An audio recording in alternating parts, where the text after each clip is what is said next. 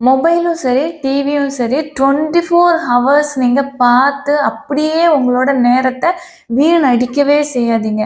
TV பார்க்கிறது தவறு கிடையாது. மொபைல் பார்க்கிறது தவறு கிடையாது. ஆனா அளவுக்கு மீறினா அமிர்தம் நஞ்சுன்னு சொல்லுவாங்கல்ல, அது மாதிரி தான். ஏன்னா, நீங்க இதிலயே அப்படியே இருந்துட்டீங்க அப்படின்னா, வேற வேலைகள்ல உங்களோட கவனம் இருக்காது.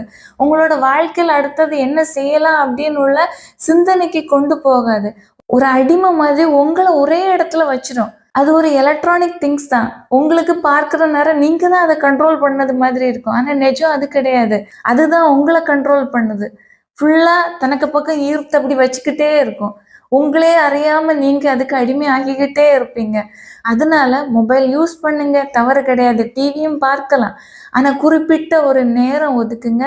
வேற உள்ள நேரங்கள்ல உங்களோட லைஃப்‌க்கு, உங்களோட வாழ்க்கைக்குரிய விஷயத்துல ஃபோக்கஸ் பண்ணுனீங்க அப்படின்னா, நீங்க வாழ்க்கையில அடுத்தது என்ன செய்யலாம் அப்படின்னு பார்த்து போயிட்டே இருப்பீங்க. அதே இது நீங்க மொபைலே கதி, டிவியே கதி அப்படியேன்னு இருந்துட்டீங்கன்னா, உங்களோட ஃப்யூச்சர் வந்து கேள்விக்குறியா மாறிடும்.